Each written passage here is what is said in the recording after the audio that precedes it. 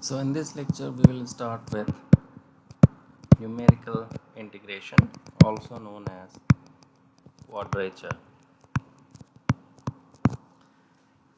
So in the last lecture we saw about the binomial theorem, and a similar series is found in the Newton's forward formulation, interpolation formulation. So let us say that we have a function y is equal to fx, and we want to find the integration of this function from limits a to b fx dx, and we have to know the values of this function at many points, and between a and b, let us say we have n number of points where we know the values of this function. So if we have n number of intervals, then each interval is of this length. So let me show you this. If I have the function something like this, and then this and these are the points where x is equal to x naught is equal to a, and this is the point where x is equal to xn, which is equal to b. So these are the limits under which I have to find out this integration, and between these 2 points I know, at certain points I know the value of the function, and if there are n number of points, so this is x naught and this is x naught plus h. So this point is x naught plus h, this point is x naught plus 2h, and so on, and then I reach x naught plus xn, which is simply x naught plus nh. You see, so h is simply b minus a divided by the number of intervals I have, and that h defines this gap. This is h, and you see that this h is not going to change. So this h is going to remain constant, and this puts a constraint on Newton Cotes quadrature, that the points has to be equidistant from each other on the abscissa. So you cannot choose the points, you cannot choose the nodal values, for instance, and it has to be evenly distributed and defined in order to find out the value of the integration. Nevertheless, let us proceed with this, and let us define a variable u. So we can define u as x minus x naught divided by h, where h is simply that. So I can write x, a general value of x coordinate is equal to x naught plus u into h, and this u can take any value. You can take 1, then you will have this x naught plus h. You can take a value of 2, you can take a value of 3, 4, and it can go until n. And these are the, so this is how, if I define my x using this variable, and then I can change the limits. So if I can write fx is equal to f of x naught plus uh, then I will not be making any mistake, but I will have to change the limits, and also dx I will have to change. So if I differentiate this, then I will have dx is equal to h into du, right? So that will be there, and at x, so when x is equal to a, then the value of x is equal to x naught. So x naught is equal to x naught plus u into h. So this means that the value of u is 0, and if at x is equal to b, x is equal to nh. So then x is equal to nh, which is equal to x naught plus uh. So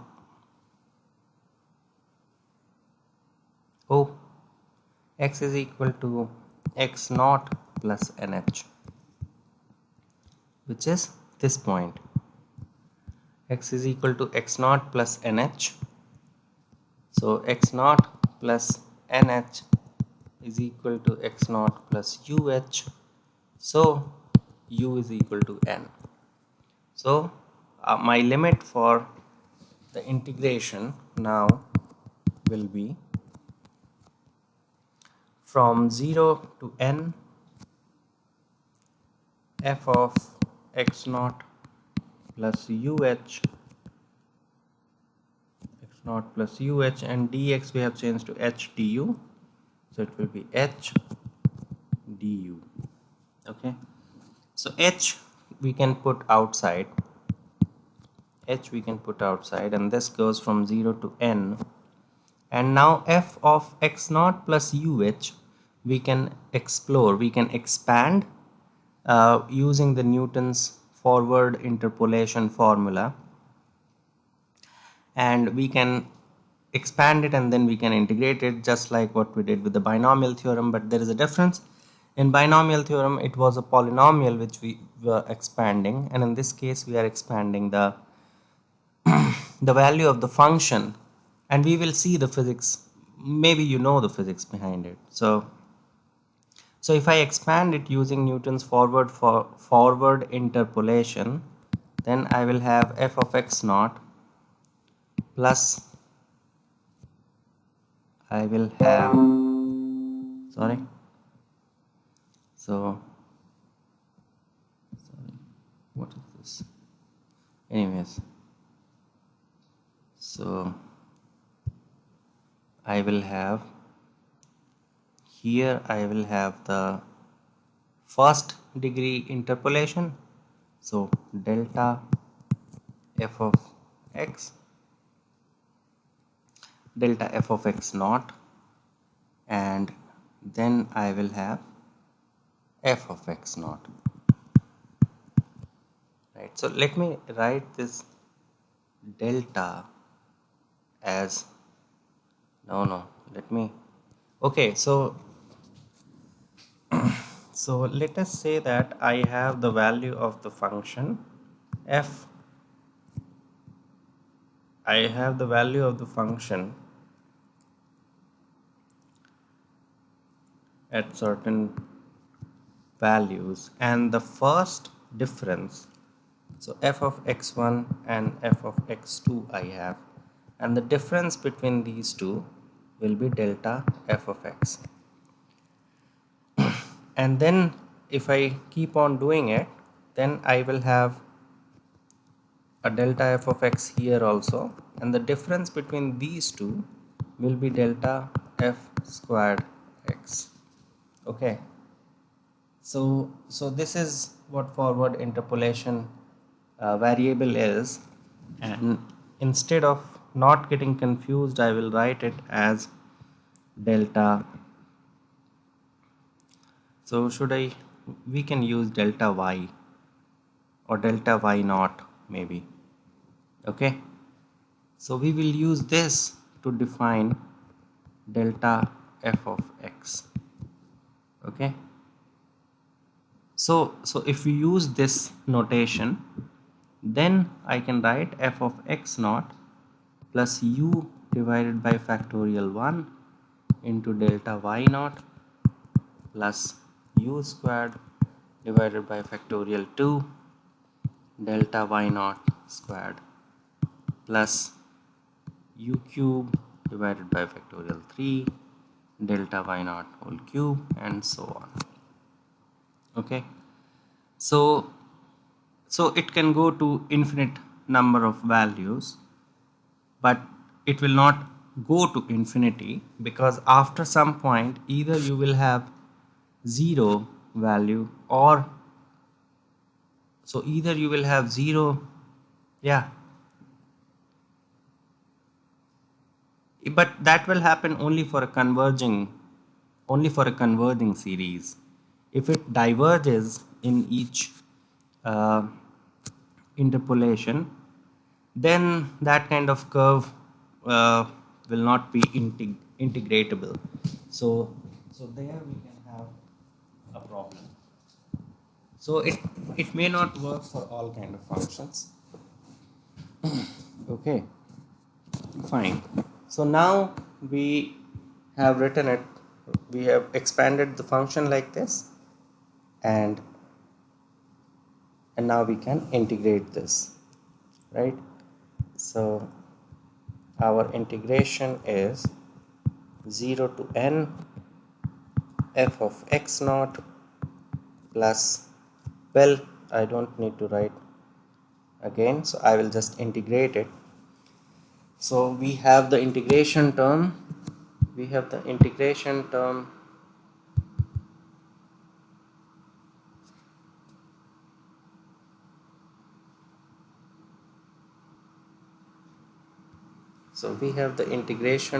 as du, and h we have taken out, so I can write, so this will be u du, so that means u square divided by 2 factorial 1 is factorial 1, and then u cube divided by 3 into factorial 2 will be 6 del y naught squared, and so on.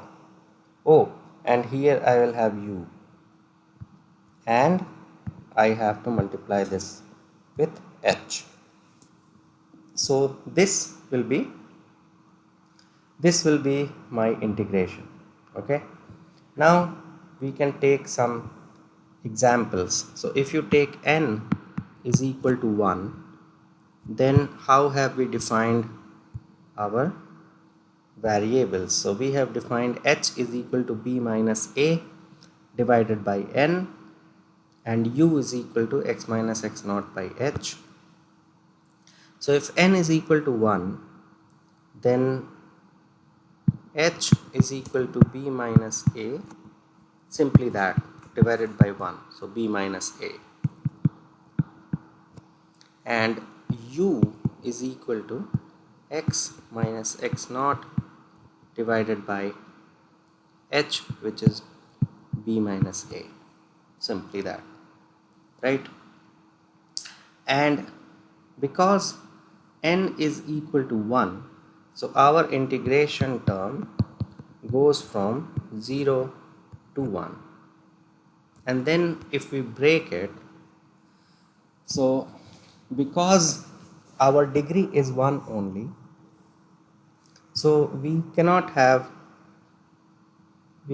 more than one term in this integration, can we? So okay, so let us see then. So I have a function like this, and this is the point A, and this is the point B. Okay, and because the value of n is 1, what does it mean? It means the first point is x is equal to x naught, and the last point is x is equal to x naught plus h, because n is equal to 1, and h is b minus a, right? So b minus a will be somewhere here, right? X is equal to x naught is this point, and this point is x is equal to x naught plus h. Okay, yeah, so now this will not go anyways. Oh, what, why this pen is not working? Okay, so can we remove that also? Yeah, so this is x naught and this is x naught plus h, meaning that this is h, right? And if that is h, we have only one interval, so we have only 2 points. So we can, if we have only 2 points, we have f of x at a value of x naught, and we have f of x at a value of x naught plus h, and then I can have only one term, which is delta y naught. I cannot go anything more than that because I don't have more points to find out delta squared y naught, right? So I can go only maybe till this term because I will have delta y naught. Yeah, okay, so I will have two terms of this integration. So I will be equal to u fx naught plus u square by 2 delta y naught. So u fx naught plus u squared by 2 delta y naught, right? So but this is after integration. Okay, this is after integration, and after integration my limit goes from 0 to 1, and here we have done the integration, so I don't have to do the integration. I have to apply the upper and lower limit of 0 to 1, and I have to multiply it by h. Okay, and what is the value of y delta y naught? So the value of fx at x naught, what is the value of fx at x naught? So we need to know that value. So whatever is the value of that, whatever is the y value here, that we need to know. So these two values we need to know, right? So oh, so I think I have done some mistake here, haven't I? Yeah, no, this is all right. Okay, so we need to know the value. So the value is fa here, and this is fb there. Okay, so those are the values of y there. And now the value of integration will be, so now the value of integration will be, so what to do about u? What is u? U is x minus x naught by b minus a. So u is x minus x naught by b minus a, and f of x naught becomes f of a plus, and here I have x minus x naught whole squared divided by b minus a whole squared into delta y naught. Delta y naught is f of b minus f of a, right? So the difference here will be simply f of b minus f of a. Okay, so that is that, and still we have to apply the limits from 0 to 1, and I have to multiply it by h. H is simply b minus a.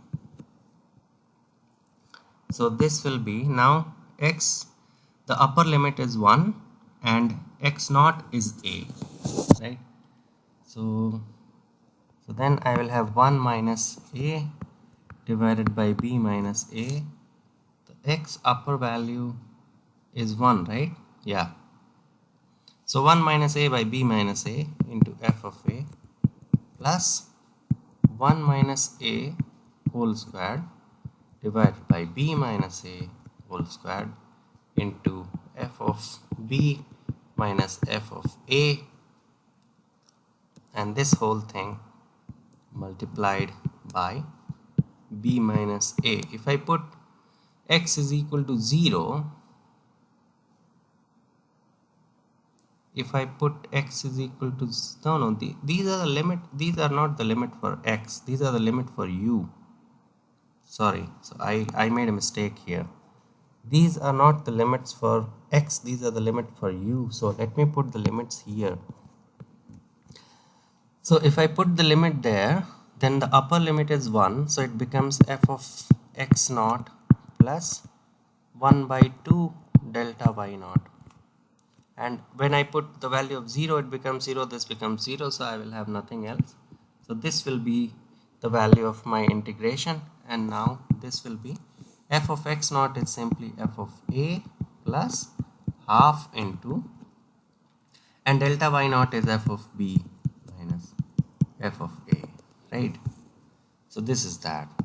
So this becomes f of a plus half f of b minus half f of a. So this simply becomes 1 by 2 f of a plus f of b. Okay, so it is actually just the average value. Okay, so this is f of a plus f of b divided by 2, and if you look at this function, then this is f of a and this is f of b. This is f of b, right? And what are we getting? We are getting half into f of a plus f of b, right? And the if we have to simply find out the area, then this area will be how much? So that area will be b minus a, this distance, into f of a, right? So this is the part, this is the area of this square, and if I have to find out the area of this triangle, then this length is f of b minus f of a and b minus a. So the second area which we have is half into b minus a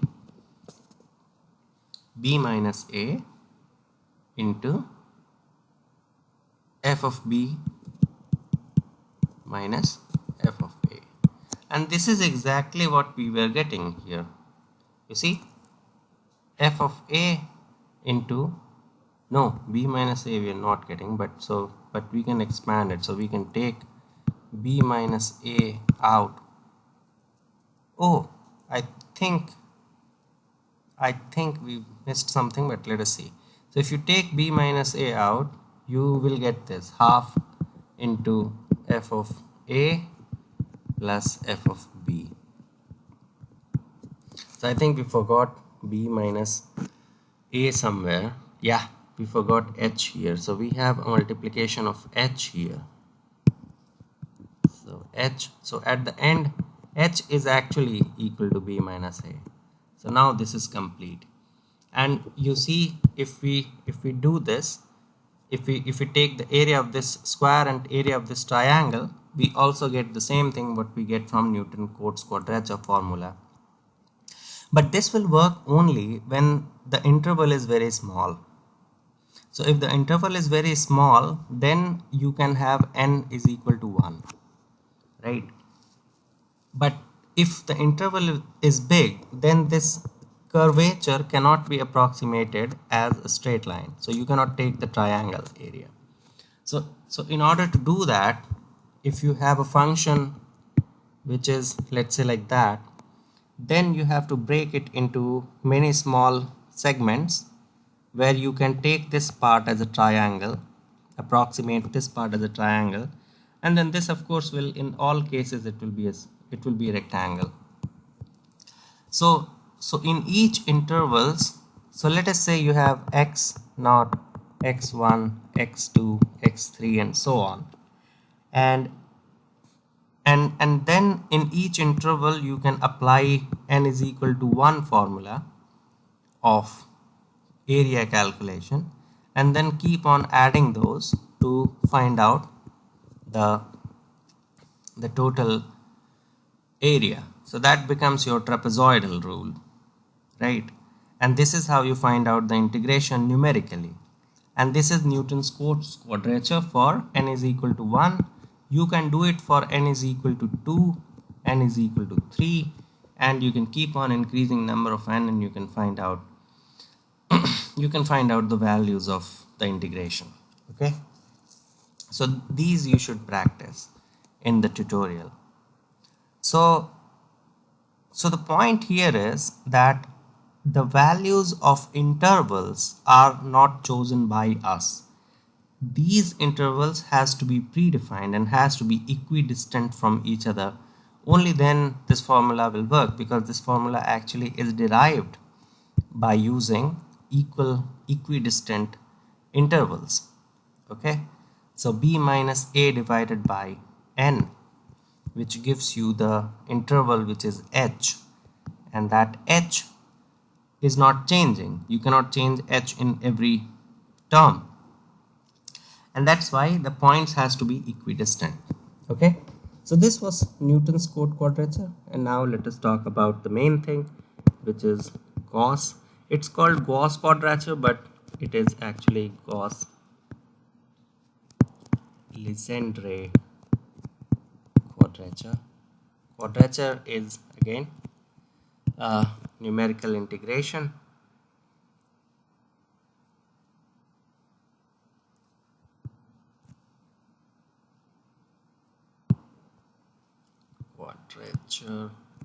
Quadrature is numerical integration, and Gauss quadrature is used in finite elements a lot more than, I don't think Newton codes is used in finite element analysis, but because Gauss quadrature gives you an advantage of choosing the point, not choosing the point, so you don't have to have pre-decided point. You can choose the points, you can choose the intervals. Okay, but anyways, so any quadrature or any numerical scheme of integration simply does what? So you have a function and you go from some limit to some limit, and you need to find out the integration of this function, and a numerical scheme will simply break it into some terms which will look like this. That's it. So what it does is it has a weight function. It has a weight function and the values of the function at certain points, and these points in this case can be your selection. So these points and weight functions define the numerical integration. Okay, and so you saw Newton codes formulation, and that Newton code formulation can also be defined in this form as summation of WIF. So it will simply be W1 fx1 plus W2 fx2 and so on. So whatever number, so in Newton codes we have x0 and x0 plus h, x0 plus 2h, x0 plus 3h. Those were the points, and the coefficients, which was u by 1, u square by factorial 2 and so on, those were the weight functions.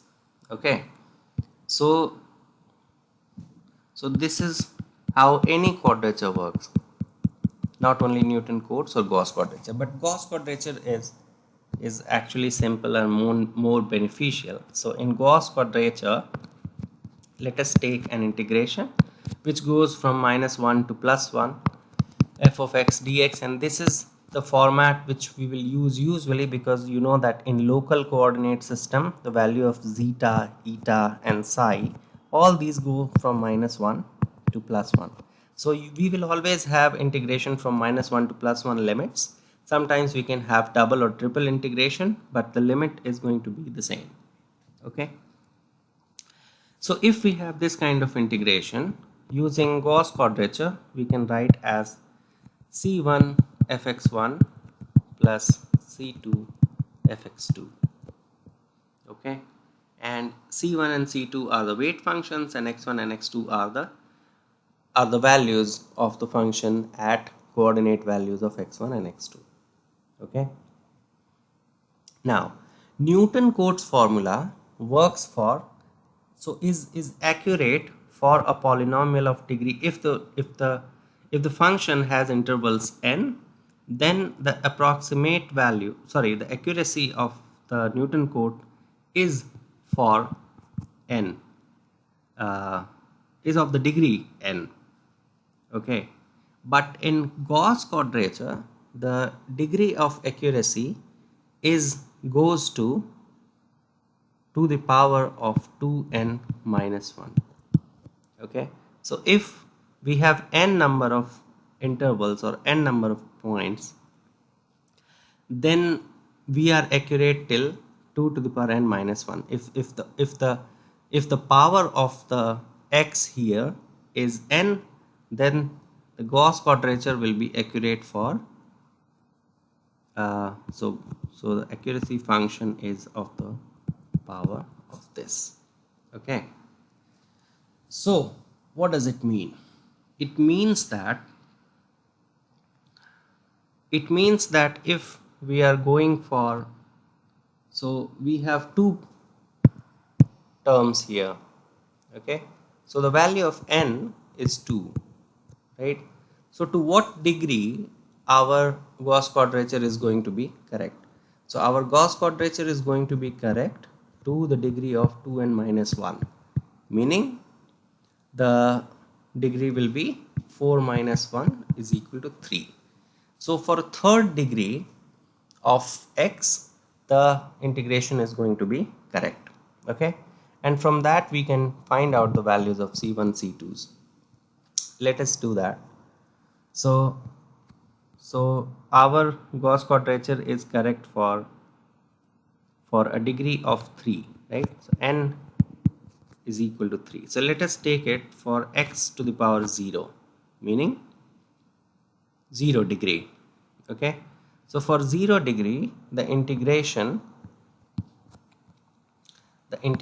will be minus 1 to plus 1 x to the power 0 dx, right? So minus 1 to plus 1 we had fx dx, which is equal to c1 fx1 plus c2 fx2, right? And let us say fx is equal to, in this case our degree is 0, so fx is equal to x to the power 0 dx. Okay, so what will be the value of this integration? The exact value, so this will be actually 1 dx from minus 1 to plus 1, and that will be equal to 1 minus minus 1 is equal to 2, and this should be equal to c1 fx1 plus c2 fx2 is equal to 2, and fx1 is simply 1 and fx2 is also 1, so we can write c1 plus c2 is equal to 2. Okay, now let us say that, so this was for n is equal to 0, n is equal to 1, we are going to have x to the power 1. So integration of x to the power 1 dx will be x squared by 2, limit goes from minus 1 to plus 1, and this will be 1 by 2, right, minus 1 by 2 minus 1 by 2 equals 0, right? And what is the value of fx1? Fx1 is simply x1, right? And fx2 is x2, and that is equal to 0. So this is our second equation, and we know that for n is equal to 2, this thing is going to be accurate till a degree of 3. So let us try for degree 2, that means x square. So minus 1 to plus 1 x squared dx.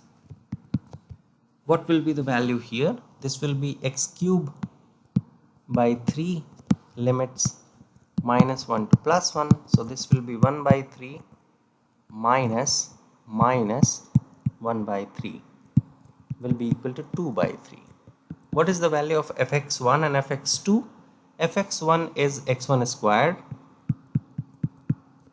and fx2 is x2 squared. That is equal to 2 by 3. This is our third equation. And we have now the final degree, which is 3. So x cube. So we have to take the equation of x cube dx, which will be x to the power 4 by 4 minus 1 to plus 1, and this will be 1 by 4 minus 1 by 4, which will be 0. And what will be the value of fx1 and fx2? So fx1 will be c1 x1 cube plus c2 x2 cube equals 0. This is our fourth equation. So now we have four equations. We have c1 plus c2 is equal to 2, c1 x1 plus c2 x2 is equal to 0, c1 x1 square c2 x2 squared is equal to 2 by 3, and c1 x1 cube c2 x2 cube is equal to 0. We have four equations and four unknowns, c1, c2, x1 and x2. And now we can solve for this. So if you solve for this, then you get c1 is equal to c2 is equal to 1. Okay, and x1 is equal to minus 1 by root 3, and you get x2 is equal to 1 by root 3. Okay, so this is what you get for for a degree of 2 Gauss quadrature. And you see, we are doing it in one dimension, right? So let us take this example to finite element analysis. This is valid for any function. This is valid for double integration, triple integration, doesn't matter. So this is how you find out the solutions. But now let us take this example to finite element analysis. And in finite element analysis, we have seen that the kind of integration we have to deal with is f of zeta d zeta, right? So in that case, what will happen? So this will be a one-dimensional problem, right? Because in 2 dimension I will have minus 1 to plus 1 f of zeta eta d zeta d eta double integration, right? So if I have one integration, which is this example, then we are in one dimension. In one dimension, degree 2 means the element looks like this, and we have two number of nodes, node number 1, node number 2, right? Node number 1, node number 2 are the limits where I am doing the integration. So epsilon zeta has a value of minus 1 here, and zeta has a value of plus 1 there, right? And here I am doing the integration, and when I do the integration, I have to have x1 and x2's not at minus 1 and 1, but I have to have it at minus 1 by root 3, which will be somewhere there, and 1 by root 3, which will be somewhere there. So this is x1 and x2, where using these 2 points I am getting the value of the integration using Gauss quadrature. Okay, and this point is very important to understand. Okay, let me rephrase and repeat once again. Taking this example of Gauss quadrature in FEM in one dimension, we can visualize an element which has 2 nodes at the value of zeta of minus 1 and zeta of plus 1. Okay, because that's my local coordinate system, which has the origin at the middle, and the value plus 1 is there and minus 1 is there. This is how we define zeta, and this is where in the limits we are doing the integration. When we do the integration, we get c1 c2 is equal to 1, x1 x2 is equal to these. Meaning what?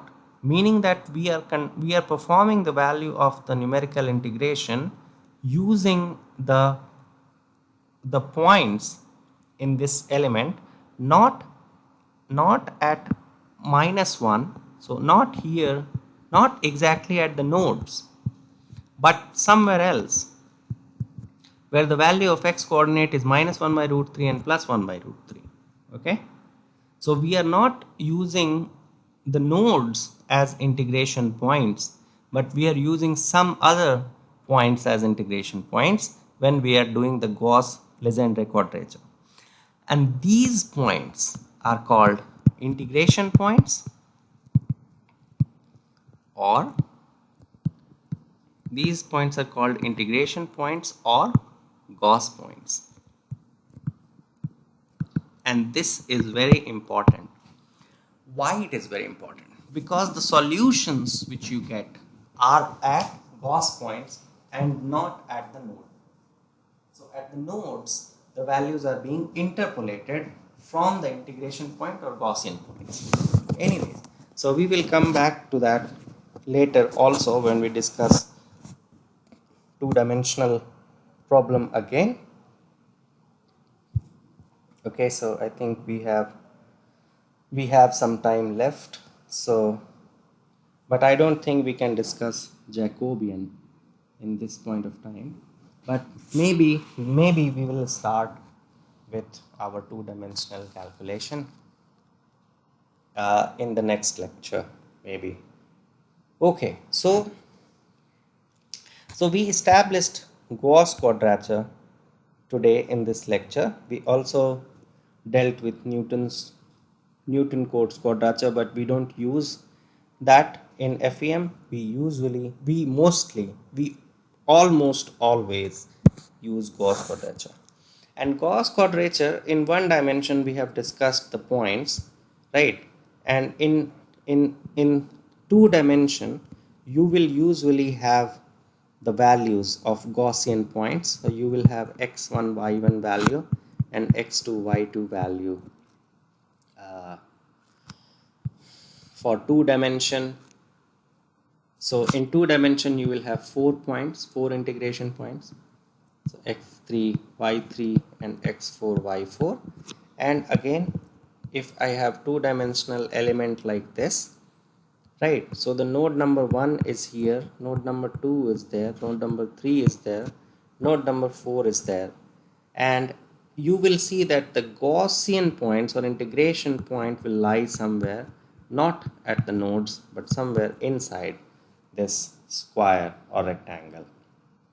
Okay, so these are the Gauss points, and using such calculation and utilizing the fact that Gauss quadrature is accurate for a degree of 2 to the power n minus 1, the Gaussian points are calculated and these are readily available. So the coordinates of Gaussian points are readily available to you.